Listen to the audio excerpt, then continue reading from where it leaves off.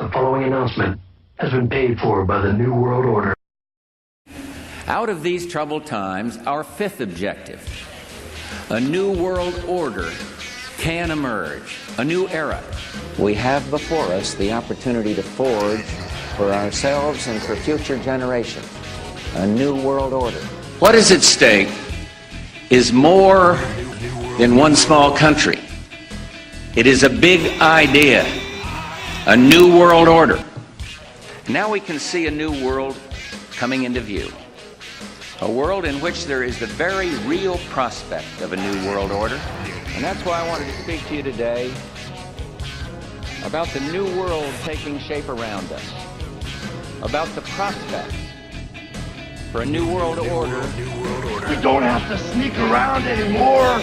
We don't have to hide in the shadows. The NWO. Way to go, guys. A lot of people might be wondering, what is the New World Order? Who is the New World Order? Is there even such a thing as the New World Order? Bill Gates and that Rain Man Zuckerberg, he and his Jews have connected the whole world, and now they're toppling regimes. And Egypt and Japan and the Jews are all peaceful. Whoa, whoa, whoa. It's a little more nuanced than that, Mac. Aryan nations are very specific about who they feel is in charge of the New World Order. Who do you believe is in charge of the New World Order? Well, it's the Antichrist Jew. Same one that murdered Abel. Do you think all Jews or just some Jews? Just all Jews. In other words, it's a blood order. DNA has proven it. But even though quite a lot of the people in power aren't Jewish. No, not. What you're saying is they are trying to say that they're not Jewish, but all the Rothschilds and the Bilderbergers and all the rest of them are racially Jews. We don't really care what religion they have adopted over the centuries, but as a race, they're Jews. Dr. Jordan Peterson, lay some knowledge on these fools. There is evidence that Ashkenazi Jews, so those are Jews of European heritage, have IQs that are about 15 points higher than the population average. So that's a lot, 15 points. It's about the average difference between the typical high school student and the typical state college student. It's a lot. And one of the things that means is, so imagine there's two distributions and that they overlap, and that the Jewish one is the mean is as 115, so the whole distribution is shifted to the right. What that means is that if you go up into the higher IQ strata, 130, 145, way the hell up there, that Jewish people are overwhelmingly overrepresented at the high end of the IQ distribution. Now, the price they pay for that is some increased propensity for neurological diseases that seems to be associated in some sense with that heightened IQ. Now, the science on this isn't settled, but it's reasonably solid, given the standards of such things. Okay, so Jews are going to be overrepresented at the high end of cognitively complex disciplines. So then I would say, and that's the case, like they're way overrepresented among like outstanding scientists and among Nobel Prize winners and so forth. And so, people look and they think, well, why are there a disproportionate number of Jewish people in positions of authority? And they say, well, it must be a conspiracy. It must be systemic in some sense. It's like, no, it can be simply accounted for by that relatively large IQ differential. Now you might say, are there Jewish people involved? Of course, of course, of course, of course. But there are many religious organizations involved. And when I say they're involved, I don't mean that every single person that's involved with these groups are part of some conspiracy. Not all. These groups work in the same ways that a pyramid scheme would work. The people at the top of the pyramid have all the power, and the people on the bottom are basically useful idiots. It started with one person at the top who brought in two friends. They each recruited two friends, and then they in turn each recruited two friends. At this point, the 8 at the bottom each paid £3,000 to the person at the top, who walked away with more than 20 grand. If the ones at the top now are going to get their money, more members need to be recruited. And more and more. And very soon you will need millions of new members, or the whole thing will collapse. This comes from the structure used by the ancient mystery religions like those of Egypt and Babylon. The people at the top used inside knowledge of science and astronomy to fool the uninitiated into believing whatever they wanted them to think. The only way to learn the true teachings and beliefs is to move up the pyramid. The pyramid actually being a metaphor for how the structure worked, with the commoners at the bottom and the pharaohs near the top, and the all-seeing eye of Horus at the very pinnacle. Some of the more prominent religious groups who have ties to and who spread New World Order propaganda are the Vatican. At one time, the Catholic Church was one of the greatest enemies to the New World Order. Now, however, a secret society within the church, known as the Jesuits, have taken over. After some sketchy actions from the previous pope, he was forced to resign, and the current pope is the first known pope to come from the Jesuit order. Also known as the Society of Jesus, the members of this group swear to do horrible things in defense of the church.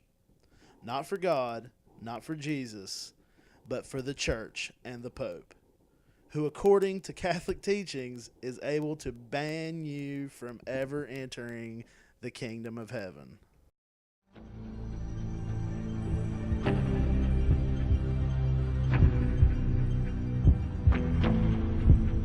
I now, in the presence of Almighty God and you, my ghostly Father, the Superior General of the Society of Jesus, founded by St. Ignatius Loyola, do by the womb of the Virgin and the matrix of God and the rod of Jesus Christ, declare and swear that His Holiness the Pope is Christ Vice Regent and is the true and only head of the Catholic or Universal Church throughout the earth. Therefore, to the utmost of my power, I shall and will defend this doctrine and His Holiness right and custom against all usurpers of the heretical or Protestant authority, and all adherents in regards that they be usurped and heretical, opposing the Sacred Mother, Church of Rome. I do further promise and declare that notwithstanding I am dispensed with to assume any religion heretical for the propagating of the Mother Church's interest, I do further promise and declare that I will have no opinion or will of my own, or any mental reservation whatsoever, even as a corpse, but will unhesitatingly obey each and every command that I may receive from my superiors in the militia of the Pope and of Jesus Christ. I furthermore promise and declare that I will wage relentless war, secretly or openly, against all heretics, Protestants, and liberals, to extirpate and exterminate them from the face of the whole earth, and that I will hang, burn, waste, boil, and flay, and strangle and bury alive these infamous heretics, rip up the stomachs of the wombs of their women, and crush their infant heads against the walls, in order to annihilate forever their execrable race. The World Council of Churches. In 2018, the World Council of Churches will be celebrating 70 years of its existence. This organization is known for pushing the idea of ecumenicalism, which is the idea that all the Protestant denominations should rejoin with one another and eventually rejoin with the Catholic Church. You see, these people don't just want a world government. They want a world government, a world religion, world currency, and eventually a world language as well. You have the Mormon Church. You have the Jehovah's Witnesses, Unity Church, Unitarian Universalist Association, Unification Church, the Temple of Understanding, and so many other pseudo-Christian organizations which the New World Order have wrapped its tentacles around and control from the very top. You also have satanic groups. Two of the largest groups being the Temple of Set, founded by Michael Aquino, and the Church of Satan, founded by Anton LaVey.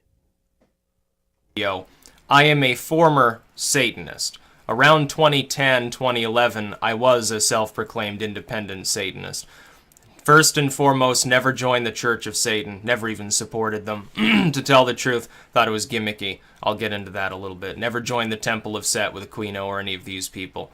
Was never a member of any actual order. About the only group that I even kind of admired was the Satanic Empire, the United Satanic Empire run by Bowersox. Jack Winters. Bowersox was a different individual. And I was never a member of their group either, although I communicated with him. Now, first, what is Satanism? Because a lot of people don't understand what it means. Satanism is a radical ideology of self-preservation and indulgence. It's atheistic in form, it doesn't have anything to do with worshiping the devil, and the vast majority of self-proclaimed Satanists you'd ever meet do not believe in Satan. Now, this seems strange to people because they look at the label, they take one look at the word Satanism, they assume it means devil worship. And it really doesn't. It really has much more to do with sort of the Paradise Lost romanticized imagery of a cosmic rebel being cast down by tyrannical order and rebelling, literally to be a rebel, to make your own decisions, to eat of the fruit of knowledge, find it a good thing. It's mostly metaphor and symbology. It really, all of the sort of dark, spooky ritualism and garb of the Church of Satan is a mock-up. It's literally nothing more than an inversion of Catholic ideology. Singing, come together, together as one. Come together, Lucifer's son. And no religion had ever been based on man's carnal needs or his fleshly pursuits.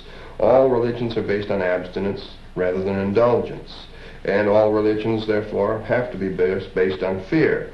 Well, we don't feel that fear is necessary to base a religion on.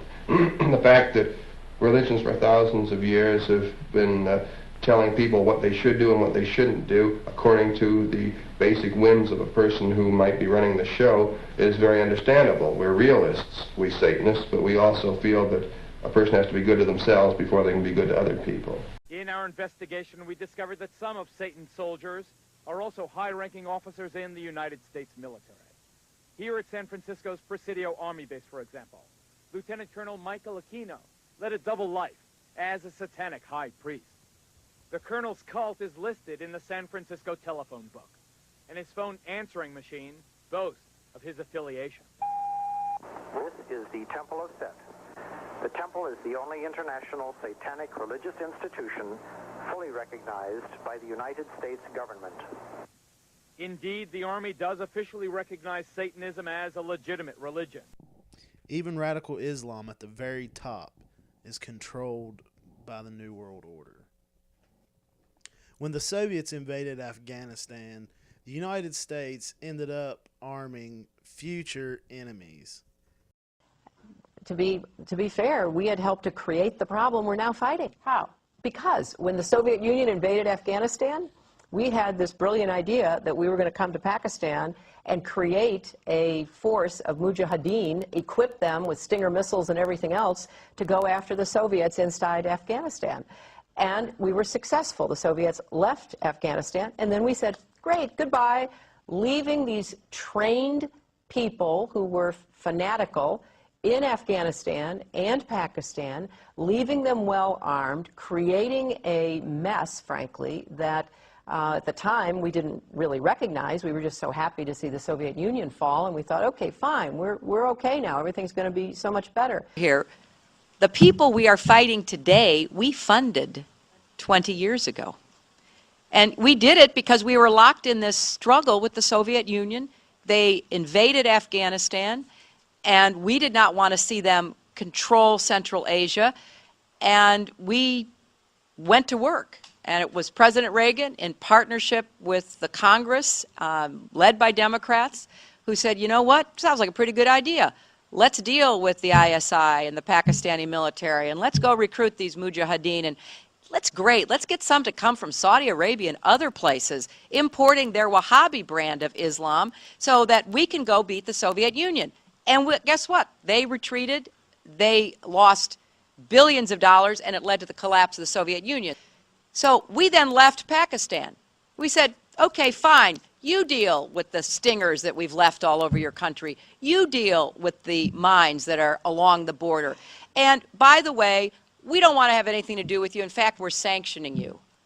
So we stopped dealing with the Pakistani military and with ISI, and we now are making up for a lot of lost time. Now, you can't talk about the New World Order without mentioning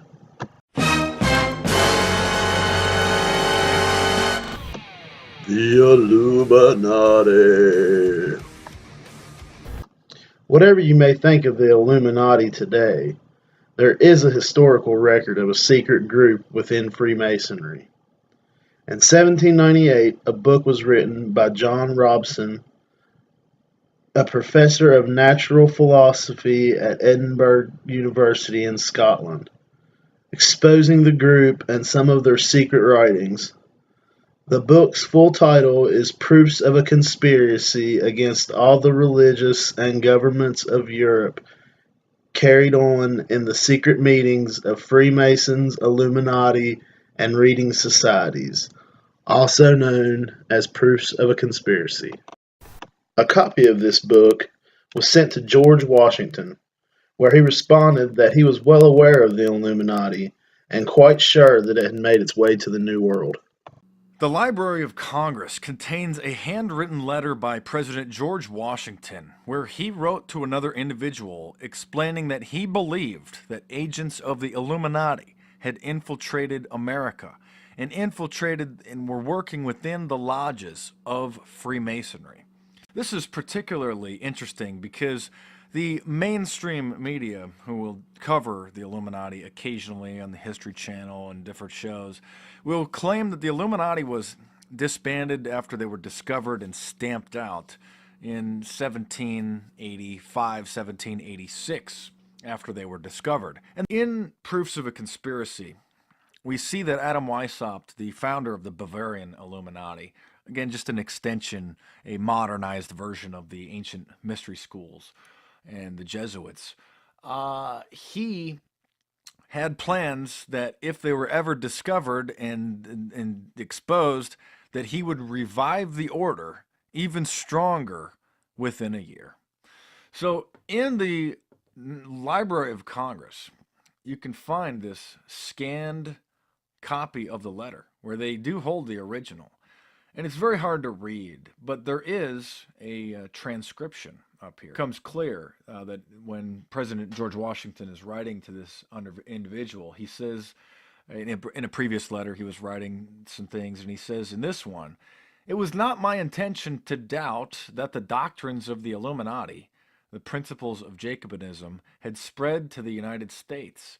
On the contrary, no one is more truly satisfied of this fact than I am." Now, he did go on to say that he didn't believe that the Freemason lodges were set up by the Illuminati, or were specifically the lodges themselves were completely controlled by the Illuminati. But he did say that the individuals were working under the cover of Freemasonry within those lodges. In the year 1776, the same year as our Declaration of Independence, a professor of canon law and practical philosophy at the Jesuit-run University of Ingolstadt named Adam Weishaupt was the founder of the Bavarian Illuminati. The name of Adam Weishaupt forms a secret society known as the Order of the Illuminati.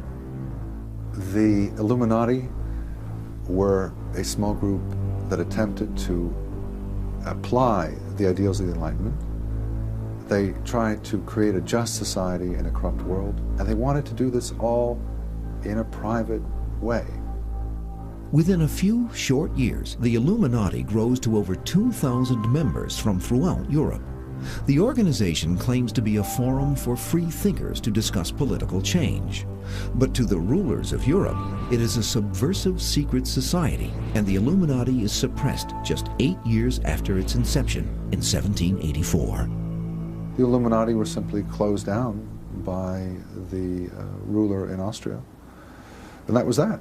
They went out of business, but not in the imagination of people who fear it. The Illuminati were not just involved, they were the driving force behind the creation of what we now call the United States. Ike and others point to the fact that the Illuminati's symbol, the pyramid with an all-seeing raised capstone, is also a symbol of American governance. The reverse of the Great Seal of the United States had this Illuminati symbol on it. And one of the great frontmen for the Illuminati in the 20th century, Franklin Delano Roosevelt, put it on the dollar bill. When people today refer to the Illuminati, what they are talking about is a mysterious group that all your favorite movie stars and pop icons belong to. While they do have major influence over the entertainment industry, I'm pretty sure Jay-Z and Beyonce aren't in.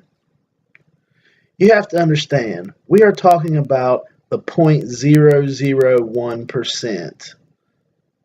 This is the most exclusive club there is. Only the richest, most powerful people in the world belong to this group. When these celebrities use these Illuminati and occult symbols in their music videos and movies, what they're actually doing is sucking up to the top of the pyramid in hopes that they can improve their own standing. Unfortunately, most are used up until they have nothing left to offer and are worth more dead than alive.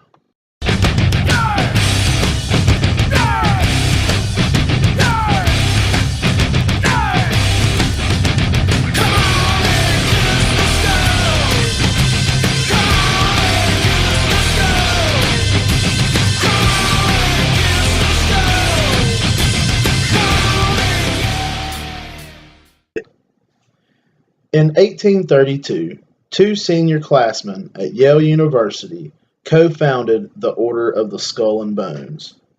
William Huntington Russell and Alphonso Taft, along with 12 other Yale seniors, made up the very first Bonesmen. Had some experience of that secret society, the Skull and Bones. It is more than just a talking shop. It involves the worship of the skull. A number of reports say that there are niches with human skulls and whose skulls they are. They're supposedly the skulls of famous people, and there's one skull that was labeled the skull of Geronimo. The reason why skulls and bones figure so prominently in it is a kind of strain of imagery that dates back to Masonic societies in Germany, in which it was important for a youth to contemplate his death. You were both in Skull and Bones, the secret society. It's so secret we can't talk about it. What does that mean for America? The conspiracy theorists are going to go wild. I'm sure they are. I don't know. I haven't seen the rest. Number 322? First of all, he's not the nominee. And, look, I look forward... Are you prepared to lose? No, I'm not going to lose. You both were members of Skull and Bones, a secret society at Yale. What does that tell us? Not much, because it's a secret. Is there a secret handshake? Is there a secret code? I wish there were something secret I could manifest. 322, a secret number? There are all kinds of secrets, Tim, but one thing is not a secret. I disagree with this president's direction that he's taking the country. We can do a better job, and I intend to do it. And we'll be watching. Skull and Bones is a springboard for a young man to be brought in, trained, conditioned, imbued with these doctrines, and then placed into positions of power to carry out the agenda of the older secret societies. The ratio of Skull and Bones members who go on to significant positions of power, either in front of the camera or behind it, is enormous. The Skull and Bones Society does not operate in isolation. It is a strand within the greater web. And an important one in America. Presidents are not elected by ballot, they are selected by blood. The Skull and Bones Society is founded in 1832 by 15 seniors at Yale University in New Haven, Connecticut. They establish a secret society with rules and rituals that remain unchanged to this day. Well, secrecy has always been extremely important to Skull and Bones, but there's been a schizophrenic kind of aspect to it. For instance, throughout the early 1900s, the New York Times would often publish, sometimes on the front page, the names of the new Skull and Bones initiates. And the Yale class books would, up until the 1960s, publish the names of each class of Skull and Bones. Still, even though their identities were known, what they did inside the tomb was still supposed to be top secret.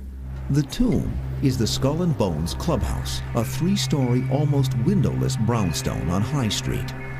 When I was an undergraduate, and I lived next to it, it's a very spooky kind of place, and you could project all sorts of fantasies about what sort of spooky and horrific things were going on inside, just from the sense it gave of the intimidating kind of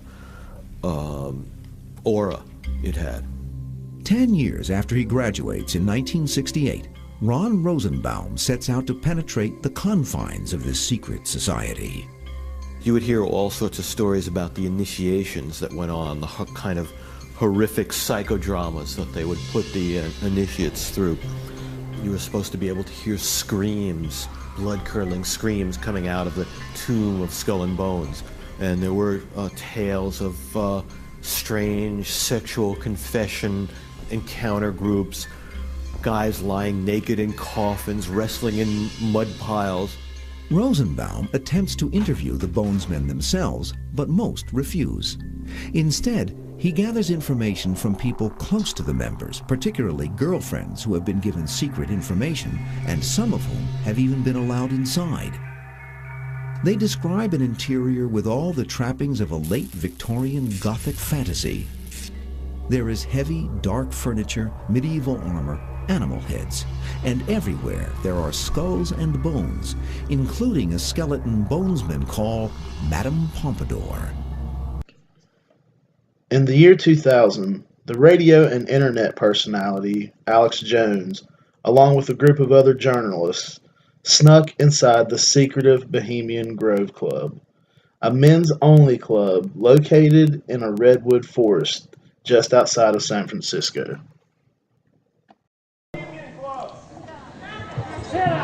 The Bohemian Club? As you say, the Bohemian Club? That's where all those rich Republicans go up and stand naked against redwood trees, right? I've never been to the Bohemian Club, but you ought to go. It'd be good for you. Get some fresh air. I know you consider yourself a Catholic, but what happens when you worship Moloch at the Bohemian Grove?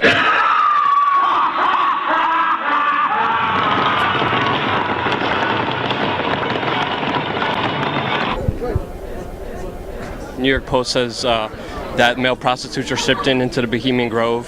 From the stories I've read and things that happen, I mean, it is pretty well documented that people run around naked. They have orgies. They go into town and have orgies, and these are world leaders. We got a serious problem with that. Just by the very nature of how this, to me, Bohemian Grove is probably a way to compromise people. You want to be in the New World Order Club. It's like a big kid fraternity. And just like in fraternities, you have to do weird things. Here, you probably do weird things.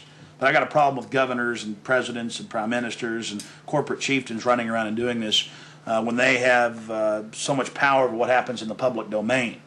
They have a responsibility to disclose what they're doing. Can you tell us what happens there? You actually believe all this junk? Bill Clinton said that Republicans run around naked, and you don't want to know what Richard Nixon said about the place. The Bohemian Grove that I attend, one time at a time, the Easterners and the others that come there, but it is the most faggy goddamn thing you will ever imagine in San Francisco crowd, because it's just terrible. I mean, I never want to shake hands with anybody in San Francisco. That's the place you attended. It's a secret society. Can you tell us at least who invited you? You know, it's nice to know that there's some people who have fantasy lives. not that have fantasy, nothing to it's touch true. with. There's Nice to video nice inside to the have you here. Bohemian Bye Grove. bye. You can't answer the Bye-bye. question? You can't? Can you answer the question? See you later. David Gergen, top presidential advisor to Ford, Reagan, George Herbert Walker Bush, and Bill Clinton. We couldn't believe our luck. It just so happens that David Gergen is also a prominent member of the Bohemian Grove, the offshoot of Skull and Bones. This insider of insiders, a staple of the White House for 22 years. During the conflict with Saddam Hussein, which he handled so superbly in a short-term sense, but he kept talking about a new world order. And then President Bush, at the end of that war, promised he would give 4 graduation addresses, 4 commencement addresses, describing that new world order and what America's role was going to be in it. One last question. I read a Washington Times article many years ago where you had a comment about the organization, and then now it's been in the Wall Street Journal, it's been in a lot of different newspapers, and that's the Bohemian Grove. And back in, what was it, 1996, when you joined as a Clinton advisor, the Republicans were criticizing you, oh, what about Bohemian Grove? And then you countered them by saying, hey, I don't run around in the woods naked. What did that mean? Here is the before-mentioned Washington Times article where he said, I didn't run around naked like they do. I don't know what quote you're referring to. I'm not aware of any quote like that. Listen, I am a happy member of the Bohemian Grove. I like the folks who come there, and it's really inappropriate for me to talk about the group beyond that. Thank you.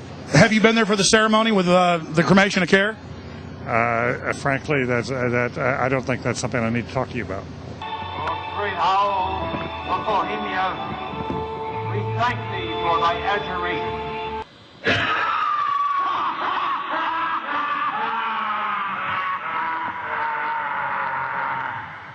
Have you been there for the ceremony with the cremation of care? Frankly, I don't think that's something I need to talk to you about. Really? That's right. Well, I'm Alex Jones, and I snuck in there in 2000. I'm the guy that blew it wide open and got the video. It's been on national TV. Well, I disrespect you for that. You do? I do. But it's a lot of big public officials going in there. Don't we deserve to know? I don't know anything about you, and I don't know anything about your film. But if you go in there with an understanding, you violated that understanding by releasing that film, and I don't respect you for that. Really? But we have public officials. I'm sorry. You took an understanding when you went in there that you would not do that film. And did you have an understanding when you went in there? No. Did you crash it? Yes. Yeah, and it has no trespassing signs there too, doesn't it? No, they put them up after. Oh, I'm sorry. Just walked in. I'm sorry, sir. I've been there before. I know what the circumstances are, and I'm sorry you violated the understandings. That was not a gentlemanly thing to do. But what about the ritual? Is the ritual gentlemanly?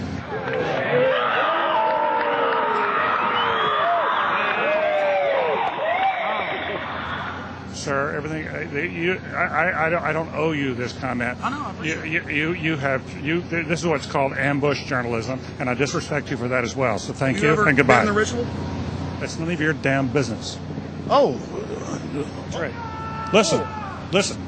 You go around and make understandings with people and violate them.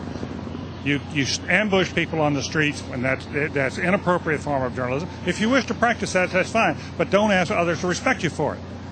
If you want to, you can do. You're a free American, like anything you want. If you want to be uncivil and rude and ungentlemanly, that's up to you. But don't expect the rest of us to say, "Oh, well, you're one." Mr. Gergen. I'm sorry, nobody sets policy in there. We try to be gentlemen, and obviously, you don't belong there. Weaving spiders come out here. Yeah. I'm sorry. You gave a keynote speech at the Bohemian Grove Club, sir. A club which openly has mock child sacrifices and satanic worship, sir. Can you answer my question, sir, please? I was very pleased. I was very pleased with my performance in the debate. It was a good debate. What about the Bohemian Grove Club, though, sir? That's very important. They do mock human sacrifices there, sir, and you reported being there. I was very pleased with my performance in the debate. Sir, why did you ignore my question, sir? Can we have open dialogue?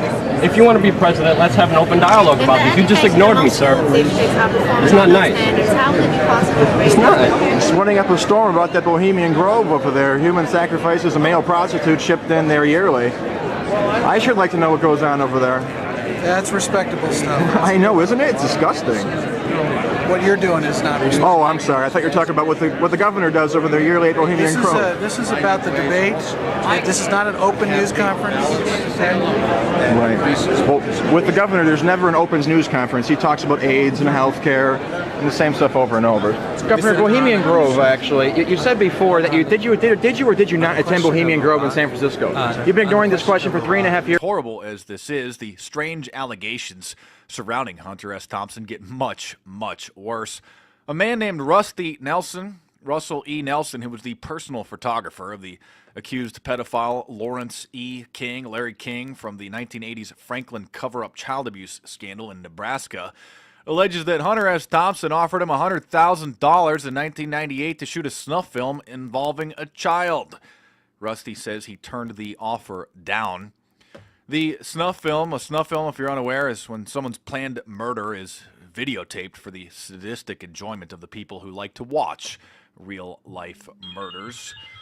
Another man named Paul Bonacci claimed that when he was a teenager in the late 1980s that he was forced to participate in a snuff film and said that the man who videotaped it was named, quote, Hunter Thompson.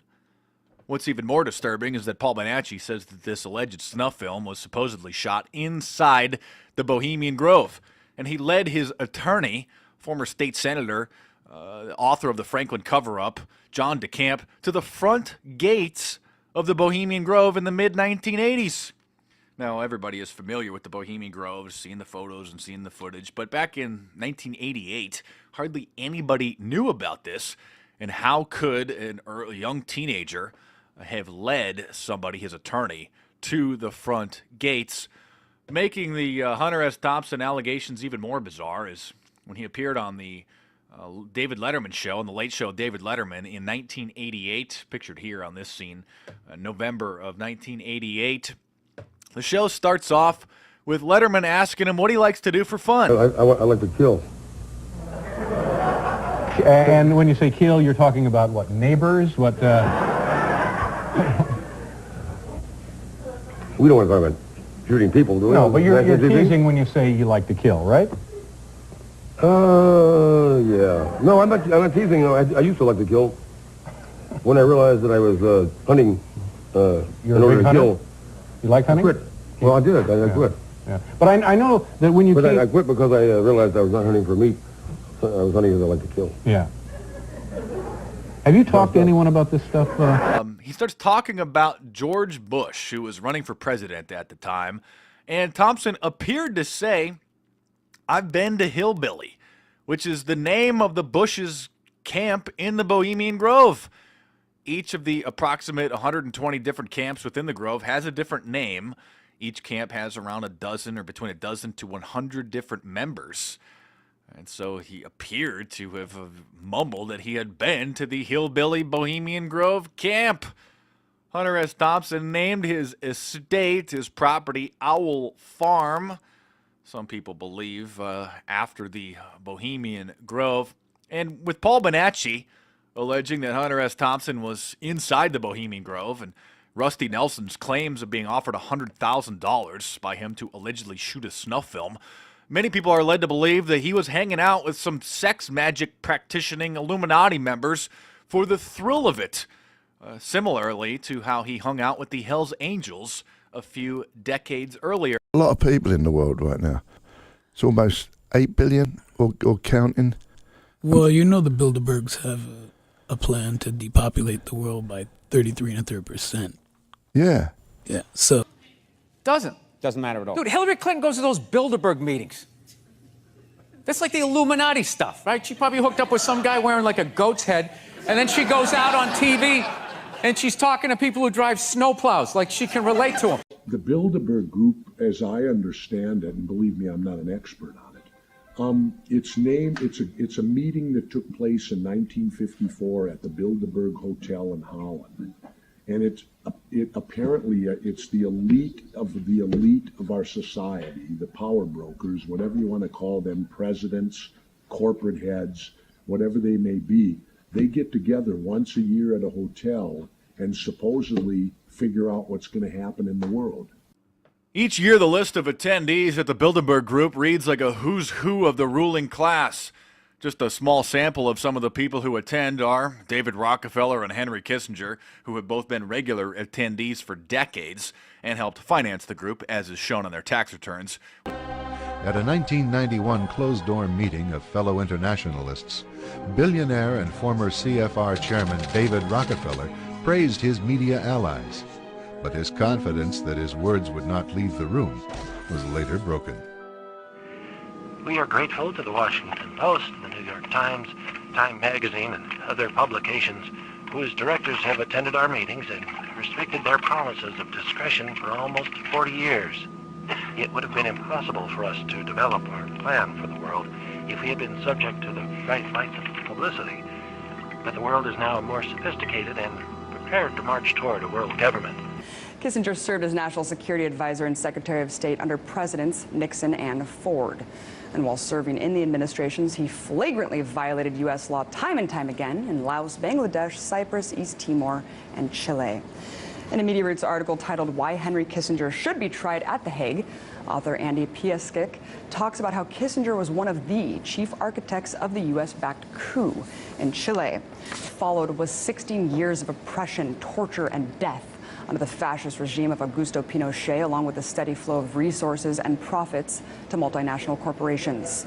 Furthermore, during Nixon's presidency, it was Kissinger who oversaw legal bombing campaigns that slaughtered millions of Indo-Chinese civilians across Vietnam, Cambodia, and Laos. Banking bigwigs like CEOs or chairmen from Goldman Sachs, Citigroup, HSBC, Deutsche Bank, JP Morgan Chase, American Express, etc. Not to mention the head or the former heads of the Federal Reserve Bank like Ben Bernanke and Alan Greenspan. What is the proper relationship, what should be the proper relationship between a chairman of the Fed and a president of the United States? Well, first of all, the Federal Reserve is an independent agency, and that means basically that there is no other agency of government which can overrule actions that we take. So long as that is in place and there is no evidence that the administration or the Congress or anybody else is requesting that we do things other than what we think is the appropriate thing, then what the relationships are don't frankly matter. In the tech world, we've seen Microsoft founder Bill Gates. This equation has four factors, a little bit of multiplication. So you've got a thing on the left, CO2, that you want to get to zero, and that's going to be based on the number of people, the services each person's using on average, the energy on average for each service, and the CO2 being put out per unit of energy. So let's look at each one of these and see how we can get this down to zero. Probably one of these numbers is going to have to get pretty near to zero. That's back from high school algebra. But let's take a look. First, we've got population. The world today has 6.8 billion people. That's headed up to about 9 billion. Now, if we do a really great job on new vaccines, health care, reproductive health services, we could lower that by perhaps 10 or 15%.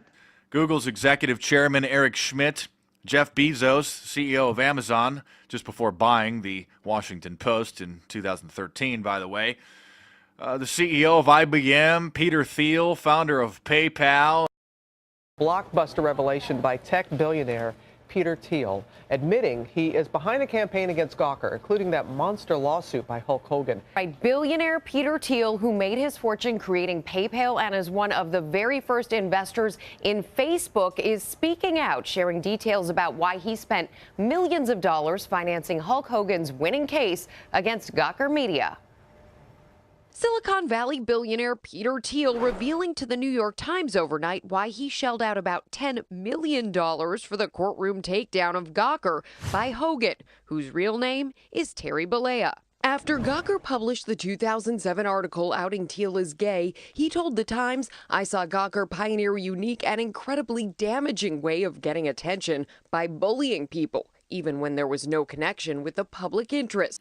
Over the years, leading media figures such as the publisher of the Washington Post, as well as the chief editors of the New York Times, Los Angeles Times, the Wall Street Journal, Time Magazine, Newsweek, and other major newspapers and magazines have all attended or regularly attend. Executives from the top television networks like News Corp, CEO Rupert Murdoch, and representatives from ABC, NBC, CBS, etc. are all key fixtures, as well as popular political commentators and reporters. Pat Robertson has written in a book a few years ago that we should have a world government, but only when the Messiah arrives. He wrote, literally, any attempt to achieve world order before that time must be the work of the devil. Well, join me. I'm glad to sit here at the right hand of Satan. Top military brass and U.S. intelligence figures like David Petraeus, former head of the CIA. Retired General David Petraeus has agreed to plead guilty to a misdemeanor charge that he gave his mistress classified material days before he became director of the CIA. In a plea deal, federal prosecutors are recommending 2 years probation, no prison, and a $40,000 fine. General Michael Hayden, former NSA chief. General Keith Alexander, current head of the NSA, the National Spying Agency. Donald Rumsfeld, former Secretary of Defense. Mr. Secretary, I watched President Bush deliver a moving speech at the United Nations in September 2003, in which he mentioned the crisis of the sex trade. The president called for the punishment of those involved in this horrible business. But at the very moment of that speech, DynCorp was exposed for having been involved in the buying and selling of young women and children. While all of this was going on, DynCorp kept the Pentagon contract to administer the smallpox and anthrax vaccines and is now working on a plague vaccine through the Joint Vaccine Acquisition Program. Mr. Secretary, is it policy of the U.S. government to reward companies that traffic in women and little girls? Thank you, Representative. First, the answer to your first question is no. Absolutely not. The policy of the United States government is clear, unambiguous, and opposed to the activities that you described. The second question. Well, how do you explain the fact that DynCorp and its successor companies have received and continue to receive government contracts? I would have to go and find the facts, but there are laws and rules and regulations with respect to government contracts, and there are times that corporations do things they should not do, in which case they tend to be suspended for some period. There are times then that under the laws and the rules and regulations passed by the Congress and implemented by the executive branch, that corporations can get off of out of the penalty box, if you will, and be permitted to engage in contracts with the government. They're not generally not barred in perpetuity. This company was never in the penalty box. If you could proceed to my second question, please. The second question.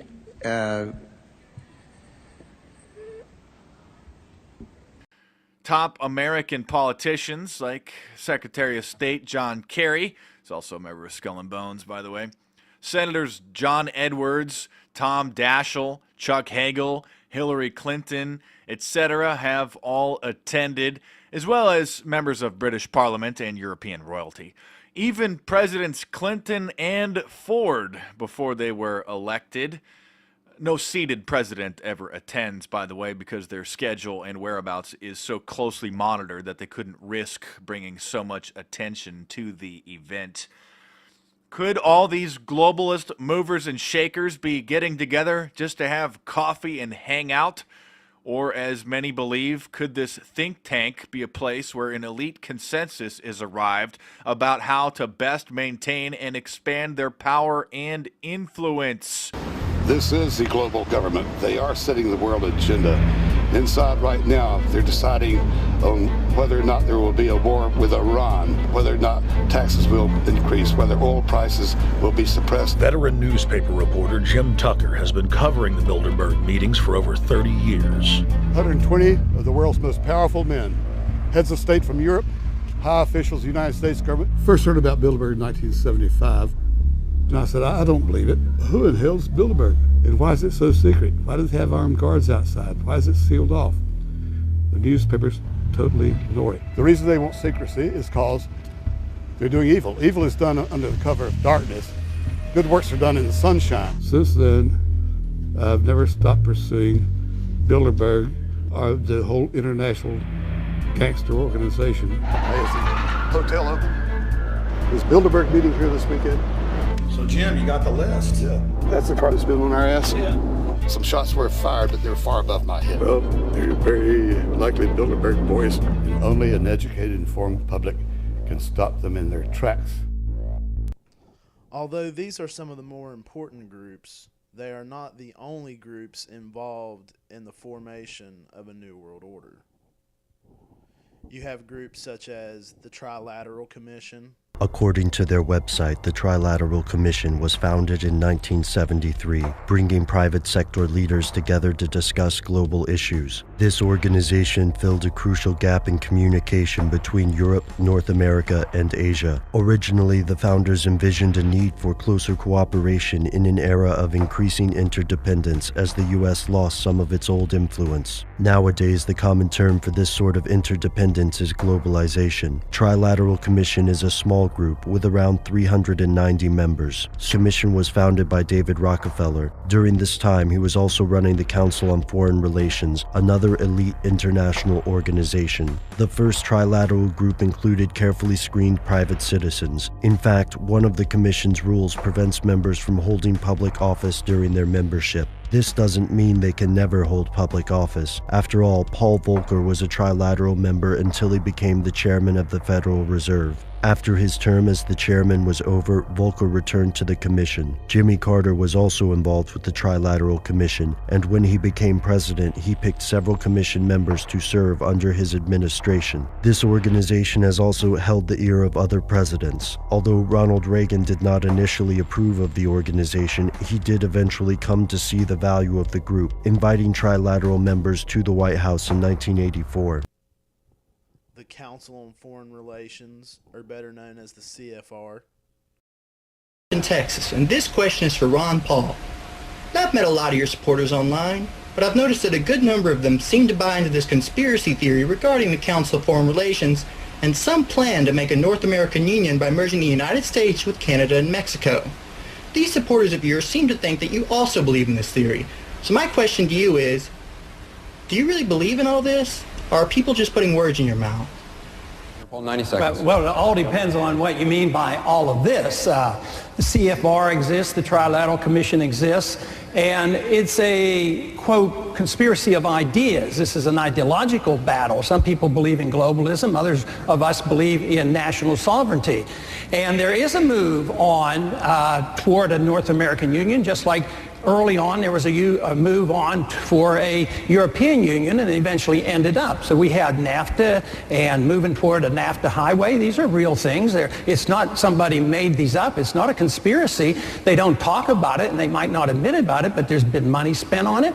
There was legislation passed in the Texas legislature unanimously to put a halt on it. They're planning on millions of acres taken by eminent domain for an international highway from Mexico to Canada, which is going to make the immigration problem that much worse. So it's not so much a secretive conspiracy. It's a contest between ideologies, whether we believe in our institutions here, our national sovereignty, our Constitution, or are we going to further move in the direction of international government, more UN? You know, this country goes to war under UN resolutions. I don't like big government in Washington. So I don't like this trend toward international government. We have a WTO that wants to control our drug industry, our nutritional products. So I'm against all that, but it's not so much as a sinister conspiracy. It's just knowledge is out there. If we look for it, you'll realize that our national sovereignty is under threat. Congressman Paul, thank you. You have the Club of Rome. You have the British Monarch. You have the Rhodes Trust. And many, many more organizations. Dr. Stanley Monteith put it best when he compared the New World Order to the book Murder on the Orient Express. I briefly wanted to mention one of my favorite murder mysteries. And you may wonder what this has to do with the story we're telling you tonight, but it's a story written by Agatha Christie. It's called Murder on the Orient Express, and it's the story of this train line that runs from Istanbul to Paris, and it brings the mystery of the East to the rationalism of the West. And during the early part of the century, this work of fiction tells of this train, and of course there are a number of Americans on it, and there is a Monsieur Poirot, who is a Belgian police officer. He's a Belgian detective. He's the hero of many Agatha Christie murder mysteries, murder stories. And there's a very disreputable American on this train who tells Monsieur Poirot that somebody's trying to kill him, and he wants Monsieur Poirot to protect his life, and he'll give him $5,000. He'll give him $10,000. He's worried about his life. And Monsieur Poirot says, no, I'm not interested. And that night, that very night, this man is murdered. And he's stabbed to death. And there's a question of who did it. And of course, Monsieur Poirot is recruited by the member of the board that controls the railway to find out who the murderer is. And they happen to be trapped in the snowdrift somewhere in the great mountains along the route of the Orient Express. And Monsieur Poirot says, there are too many clues. There are too many clues. And as we look at the world today, and we see this move towards a new world order, we sometimes face exactly the same issue. There are just too many clues out there. In fact, we talk to people about what's really behind everything that's going on. And some people will tell you it's the bankers. It's the bankers because when we have wars, bankers make money. And if you read Professor Quigley's book, Tragedy and Hope, on page 324, he'll tell you how the central bankers are working in concert to create a feudalistic system by which they'll control the nations of the world by financial flow, and they're doing it secretly, and the banks are working all together. And people will tell you it's the bankers, and other people will say, oh, it's not the bankers, it's the Jewish bankers. It's the Jewish bankers, and they will tell you that the Federal Reserve has two types of stock, Class A and Class B, and all this money is going overseas. But, there's no evidence of any of that. And the tragedy is, if you look at the central bankers of the world, most of them are not Jewish, and that's what Professor Quigley says in his book. The vast majority of the central bankers are not Jewish at all. But there are other people who are going to say, well, you don't understand. It's really the Council on Foreign Relations. Because since 1953, every chairman of the Federal Reserve Board, the head of the central bank in America, has come from the Council on Foreign Relations. Do you realize that every head of the Arms and Disarmament Agency in the United States since 1953 has come from the CFR. All but one Secretary of State, all but one Assistant Secretary of State, all but one Director of the CIA since 1953 has come from the Council on Foreign Relations. And furthermore, 7 of the last 9 presidents came from the Council on Foreign Relations. The Council on Foreign Relations is America's invisible government that's running the world. And people say, no. The Council on Foreign Relations just is for America. It's the Bilderbergers, because the Bilderbergers combines the people of great wealth in America and the socialists in America, and they work with the Europeans, and they meet on a regular basis, and they pick our presidents, and Bill Clinton was picked by the Bilderberger group, and people said, no. It's the Trilateral Commission, because that includes the people from the Orient and from Japan and from the Pacific Rim. And this is an international movement towards world control. Others are going to say, you don't understand. It's really communism. Communism is the real enemy. Most people think that communism is dead. Communism isn't dead. The whole fall of communism was a sham. In fact, Gorbachev had actually created the Green Cross Foundation in the United States, taken the papers out for it 6 months before the phony revolution over there. Communism is in full military production for war. Don't you know that? You hear how the soldiers are starving, but they're building new nuclear weapons and new mobile intercontinental missiles, and America's unilaterally disarming, and that doesn't make any sense. And China's in full production for war, and there are 1.25 billion people who live under communism in China, and our government is doing everything they can to help them. And most favored nation treaty status, but it's not just that. Do you realize that 2/3 of all the new industries going in there are financed by American corporations and American international banks? Communism's the enemy. And others will say, oh, it's not communism at all, it's socialism, because every communist is a socialist, and there's a Socialist International out there, second, third most powerful organization in the world, and it has regular meetings, and the socialists throughout the world meet, and they work in conjunction with the communists to further their goals. And they say, oh, no, it isn't. That is the humanist, because every communist and every socialist is a humanist. And if you haven't read the Humanist Manifesto, they've laid the whole plan out for world domination, and they're socialists, and they want world government, and they're pro-abortion and pro-homosexual and pro-criminal and pro-drug, and it's the humanists. And then there's people who say, oh, no, it's the foundations. The great foundations of America, the Rockefeller Foundation, the Ford Foundation, the Carnegie Foundation, they're funding everything that's gone on in our society. They've been doing it for the last 100 years, and they're intent upon world government and socialism. And others will say, oh no, it's the Illuminati. It's the Illuminati. In fact, haven't you ever looked on the back of a dollar bill? You look on the back of that dollar bill, and what do you see there? You see the pyramid with the all-seeing eye over the top of that, and that's the symbol of the Illuminati. You see that, the number down underneath, it says 1776, and that was the date that the Illuminati was founded. But the problem with that is that the Great Seal of the United States, from which this occult emblem came, and it isn't a cult emblem, and that's not the eye of the god that we worship. That's the sun god. If you read occultist, that's the eye of Horus. That is indeed the eye of Lucifer that's on the back of the dollar bill. But this design, at least the great eye, was actually suggested in 1790, just 4 years after the Illuminati was founded. It didn't have its tentacles into America at that time. This was actually put on the back of the Great Seal of the United States in 1782, just 6 years after the Illuminati was founded. And the 1776, from the very inception, when they were designing the Great Seal, had to do with the signing of the Declaration of Independence. The Illuminati was a very powerful force in Europe and infiltrated the Masonic lodges and played a part in the French Revolution. Others will say it's not the Illuminati, it's the Lucis Trust. If you've never heard of the Lucis Trust, it used to be called the Lucifer Trust. And this whole thing is Luciferian, and the Lucis Trust used to be right in the United Nations Plaza. And it's working today, and you'll find people like Robert Mueller and Theodore Hirschberg, formerly at Notre Dame, and many of our key and most important people in America are tied into the Lucis Trust, which used to be the Lucifer Trust, and it's all Luciferian. And others are going to say, no, you don't understand. It's the Masons. Do you realize that 14 American presidents have been Masons? Do you realize that people wonder why they took God out of our schools and God out of our public exhibits? Why we can't have four of the Supreme Court judges, of the 6 Supreme Court judges who voted to do that, were Masons, and the Masons have always supported separation of church and state in this wall of church and state because they worship a different God. And this indeed is a Masonic symbol. It isn't an Illuminati symbol. This is the Masons. Others are going to say, well, it isn't really the Masons, it's the New Age. The New Age has infiltrated every aspect of our life today. It's every place. If you haven't read the book, The Aquarian Conspiracy, you can get it, written by Marilyn Ferguson. And, if you look on the front of that, the symbol of theirs almost looks like 3 6s intertwined. The New Age movement is certainly one of the most powerful movements in the world today.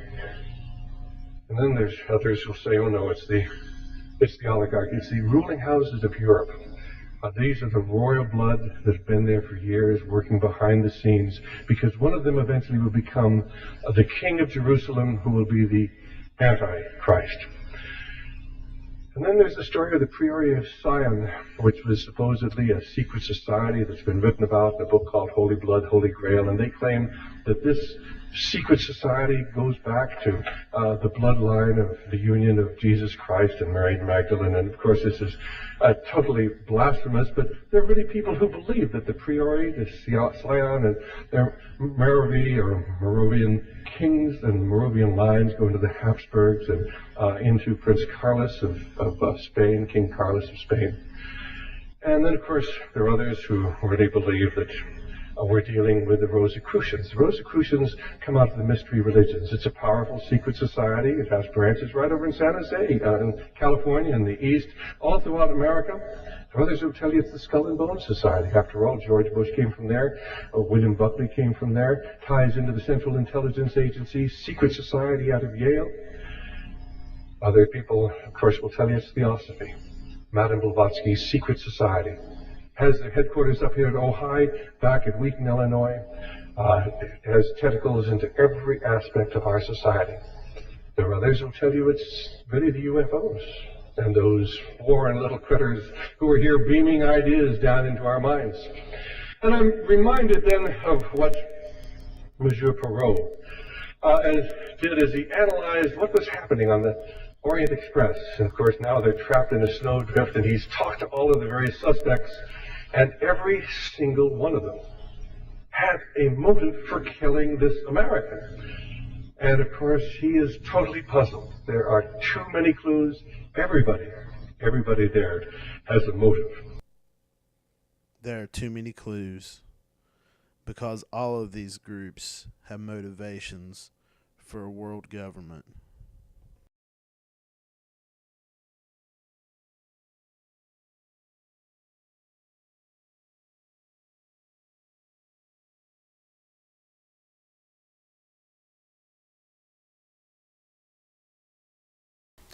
So many people, my subscribers included unfortunately, have swallowed so much Illuminati bullshit and believe it when it's fully documented and verified to be false, to be fraudulent, to be a misconception.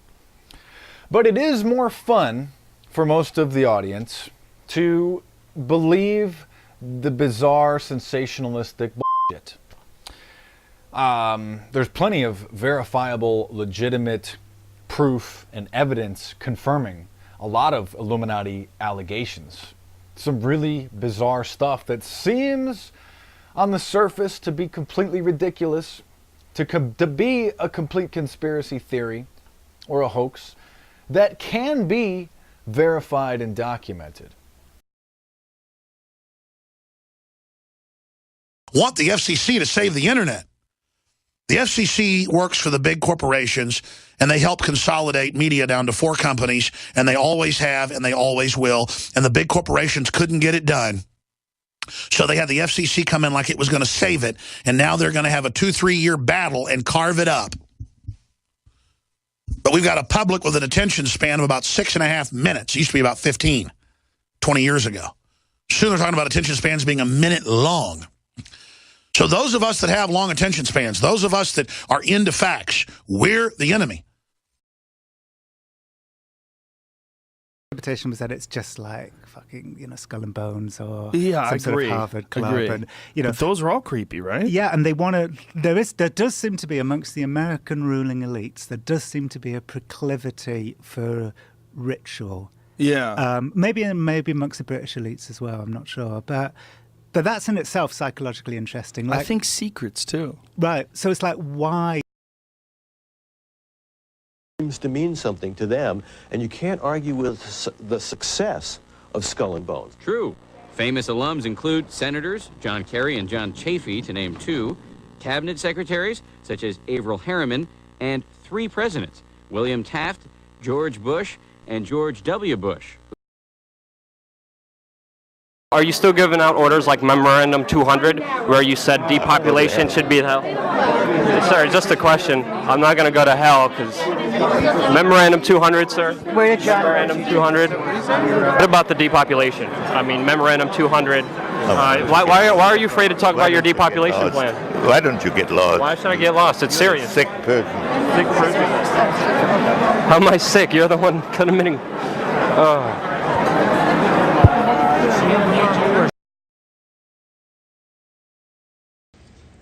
Mr. Secretary, is it policy of the U.S. government to reward companies that traffic in women and little girls? Mr. Secretary, according to the Comptroller General of the United States, there are serious financial management problems at the Pentagon, to which Mr. Cooper alluded. Fiscal year 1999, $2.3 trillion missing. Fiscal year 2000, $1.1 trillion missing. And DOD is the #1 reason why the government can't balance its checkbook.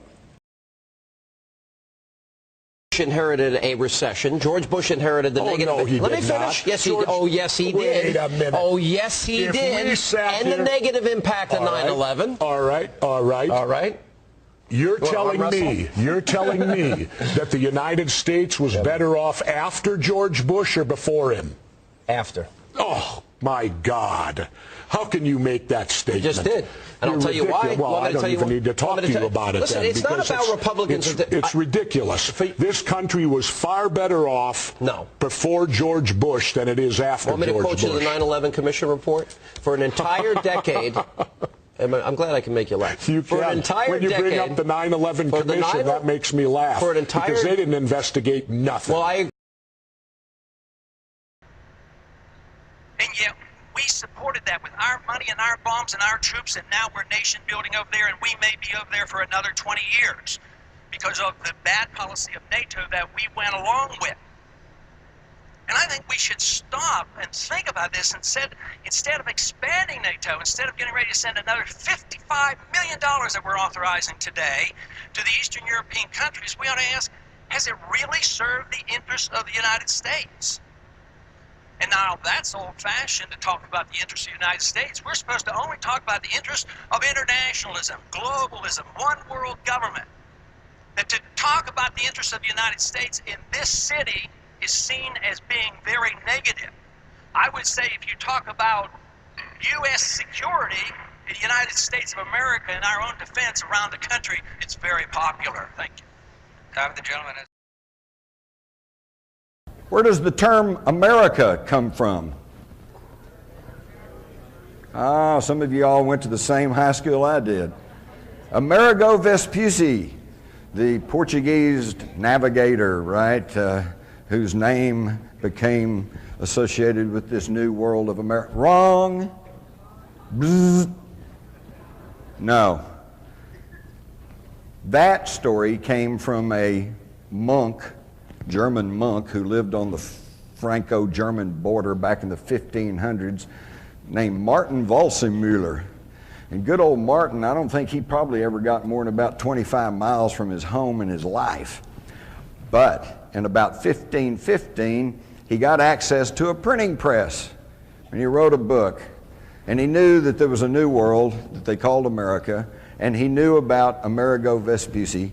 So he said, oh, well, it was named after Amerigo Vespucci. He later retracted that.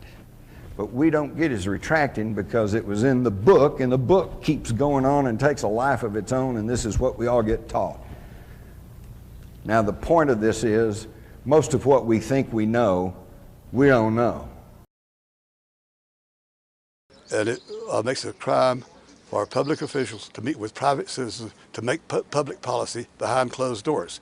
They can do it in the open, where everybody can observe and question, but they cannot do it behind closed doors. The apologists who say, well, that Logan Act was so long ago. Two answers. First of all, if it was passed by the Congress and never repealed, it is still the law of the land. And to the apologists who worry about it being so old, as if that mattered, I'll point out to them that it's been amended and expanded and strengthened several times by Congress over the years, including deep into the 20th century. They've added and expanded the Logan Act. If you go over there, we're doing everything we can to encourage our corporations to move overseas. And of course, the reason they do that is because they can bring their products back in here because we don't have taxes. What we need to do, of course, is to protect our economy. Yes, it'd be nice to help the rest of the world, but first of all, we've got to save America. And anybody who talks about tariffs now is called a protectionist. Oh, you're a protectionist. Well, why don't you know if we put up tariffs, why we would have all sorts of people out of work? If we put out tariffs, we'd have tremendous trade deficits. Ladies and gentlemen, we have people out of work. The real unemployment is not 9.6%. It's close to 20%. If you use the U6 unemployment figures, which are put out by Bureau of Labor Statistics but never mentioned by the controlled media, and then you take away the birth-death ratio, it comes up to over 20%. If you calculate unemployment today, as they did during the Great Depression, over 20%, how many times have you heard that from Rush Limbaugh?